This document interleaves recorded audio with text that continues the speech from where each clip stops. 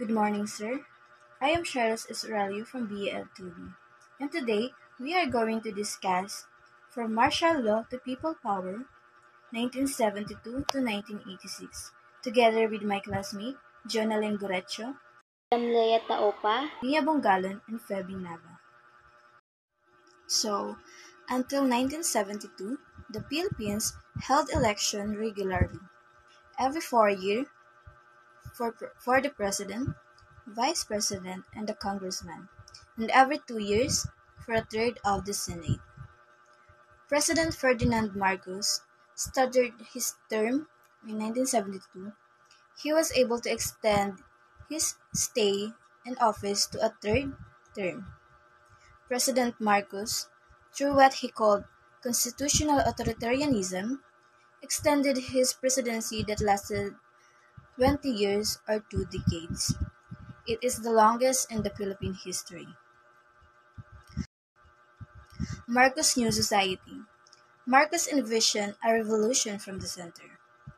Referred to the silent majority who were neither leftist or pro-radical change like a socialist or communist society.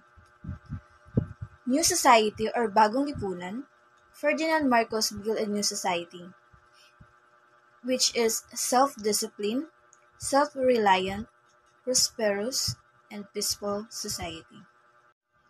Marcos' excellency in his new society placed the whole country under the land reform, freeing the tenant farmers from his landlord and enabling him to own and expand the size of acres and expand the size of land. And number three, using tax money and foreign loans, Marcos built more school, marketplace, hospital, roads. And number four, he developed energy resources such as geothermal plants, oil fuels. Worsening economic and political crisis. Massive foreign loans, rises in prices of commodities, collected more taxes, budget were cut, and poor salaries. Farmers began to deprive of their leasehold arrangement, sent out 1.3 million overseas contract workers and domestic helpers. Good morning for everyone. I'm Fabi Nava and my topic is all about the mass movements to end martial law.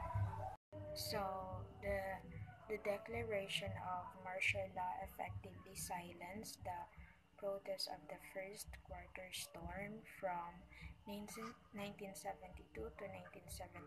Hundreds were detained includes leader of the leftist organization. It took more years before those who spoke and wrote about what was really happening under the martial law could be heard. So, the first quarter storm po or in Filipino, sigwa ng unang sangkapat, often shortened into the acronym FQS, was a period of civil unrest in the Philippines which took place during the first quarter of the year 1970. It composed pa of a series of heavy demonstrations, protests, and marches against the Marcos, referred to January to March 1970, or the first quarter of 1970. It was one of the factors leading to the declaration of martial law in 1972.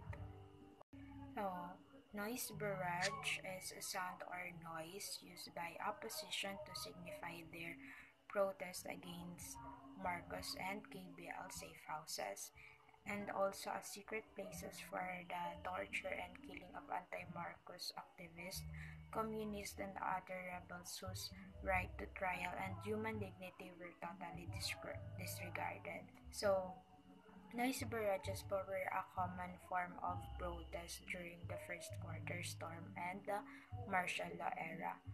Through word of mouth, rallies gather on the streets and made noise by shouting, banging their bands, drums, car horns, and um,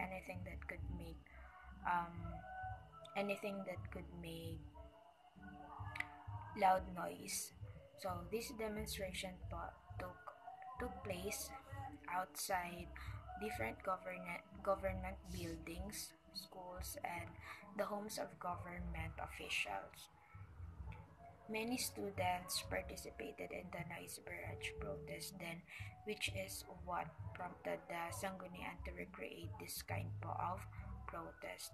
So, the purpose po of the barrage was to commemorate and seek for justice for martial law victims. The theme of the protest was forgiveness demands justice, no to Marcos, burial at libingan ng mga bayani. In anticipation po of cheating, a noise barrage was organized by the supporters of Laban on the night before the election on April 6, 1978. So Senator Nene Pimentel later explained that the noise barrage was meant to demonstrate the people's opposition to the regime even if their votes may not be counted. Xerox journalism, photocopies of articles and readings with subversive content proliferated. Movement for a Free Philippines led by Raul Manglapos, a group who accused Marcos a dictatorship, graft, and corruption that caused capital flight and unproductivity, excessive taxes, and the further deterioration of economy. So, the Xerox journalism is used to define the underground or illegal publishing during martial law. So, journalism during the Marcos dictatorship in the Philippines, a 14-year period between the declaration of martial law in September 1972 until the People Power Revolution in February 1986 was heavily restricted under the dictatorial rule of President Ferdinand Marcos in order to suppress political opposition and prevent criticism of his administration. April 6 Liberation Movement, a group of the elite and the big business of the community, was accused of trying to end Marcos' martial rule even through violent means. So, first, Liberation Movement is an organization or political movement leading a rebellion or a non-violent social movement against a colonial power or national government, often seeking independence based on a national identity and an anti-imperialist outlook. So, continuing wave of bombings of government and private buildings in Manila has cast a shadow of misery over growing opposition to the martial law rule of Philippines President Ferdinand Marcos.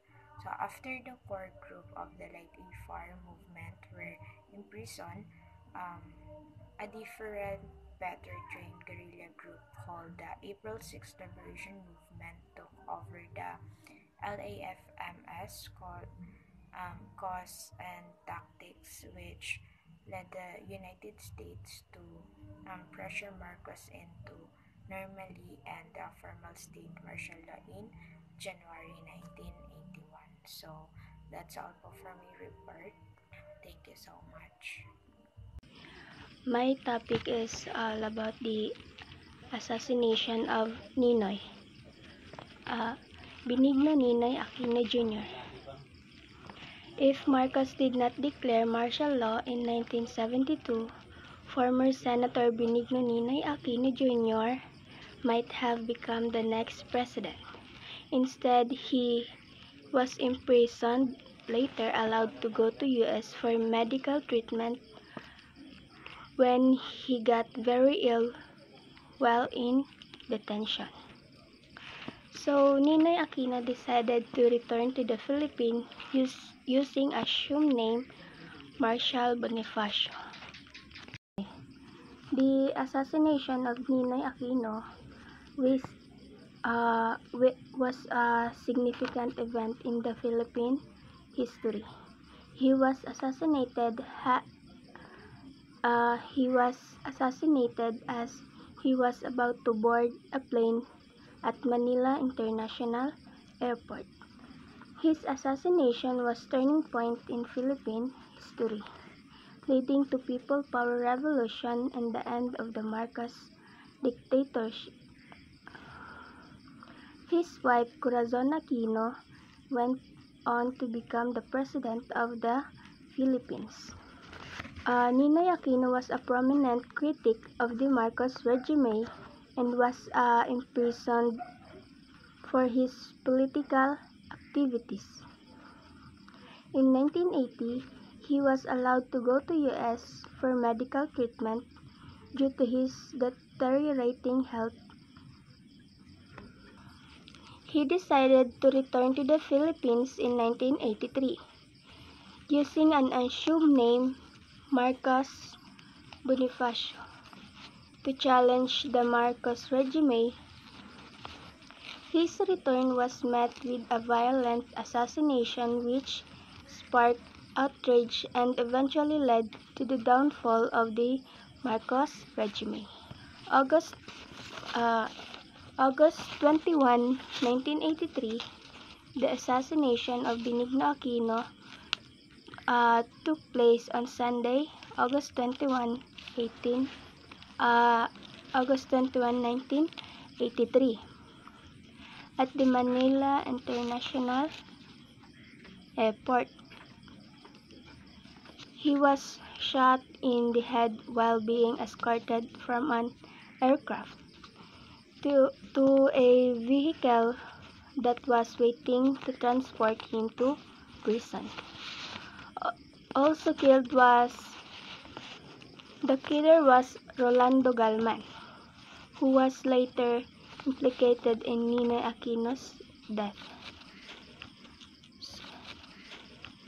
So, Rolando Galman, a communist hitman acting on orders from Philippine Communist Party. Chairman Rodolfo Salas was the man who killed Aquino. My topic is the 1986 snap election. Snap election, an election called earlier than expected generally, it refers to an election in a parliamentary system called when not required, usually to capitalize on a unique electoral opportunity or to dedicate a pressing issue. Ang snap election po ay kadalasang ginagamit upang magkaroon ng pampolitikal na kapakinabangan upang tugunan ang tamang direkta ng isang mahalagang issue. Nagreresulta kung saan ang layunin ay makamit ang pananaw sa eleksyon habang ang kondisyon ay positibo para sa partido o individual na nagtawag ng snap election. Next is Parliament of the State. A new wave of protest relies from 1983 rocked Manila and other cities like Cebu, Davao, and Iloilo. So, ang terminong ito ay nagpapahiwatig ng isang anyo ng pampolitikang partisipasyon mula sa mamamayan na kumikilos sa labas ng tradisyon na instruktura ng pamahalaan at institusyon upang ipahayag ang kanilang damdamin at makiisa sa mga isyu ng Pilipinas. Dito ay isa sa paraan ng pagsasalita at pakikialam ng mga ordinaryong tao sa pampolitika na naglalayong magkaroon ng boses at impluwensya sa pagbabago ng lipunan. National Movement for Free Election or NONFREL to ensure unclean businessmen and other cause-oriented groups organize it. So, ang NONFREL po ay itinatag ng mga concerned businessman at ng iba pang mga grupo upang matiyak ang malinis na at patas na pagbibilang ng mga boto sa 1986 presidential election sa Pilipinas. Ang layunin po ng non-frill ay magtiyak na masiguro na walang dayaan sa proseso ng eleksyon. So noong ika-7 ng Pebrero, 1986, inihayag ni dating Pangulong Ferdinand Marcos na siya ay handa para sa snap na presidential election. Ito ay naging bahagi na ng kanyang pakbang na piliting palakasin ang kanyang pagiging bahagi ng Pangulo sa kabila ng mga kontribusyon at aligasyon na pandaraya sa mga nakaraang halalan. Sa ika-20 naman ng Pebrero 1986, si Marcos ay inihayag bilang Pangulo ng Pilipinas kasama si Arturo Tolentino bilang Vice Presidente.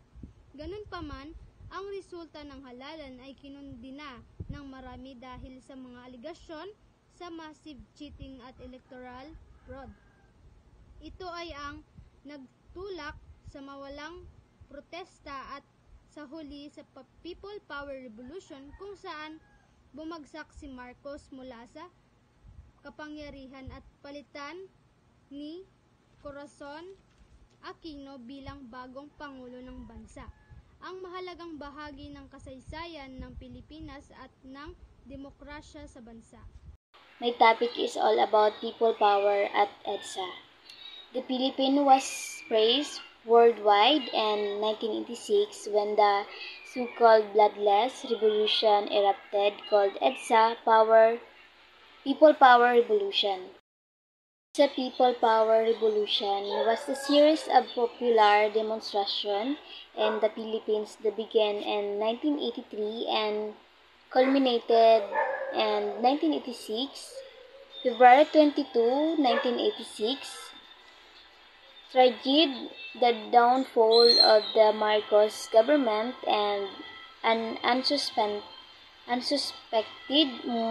move by Juan Ponce Enrile, the Secretary of National Defense of Fidel B. Ramos, Vice Chief of Staff, who defected and severed their ties with Marcos. February 23, 1986, the outtooking of Marcos as newly elected president was hastily stopped. February 25, 1986, marked a significant national event that has been engraved in the heart and mind of every Filipino, the bloodless revolution called EDSA People Powers Revolution.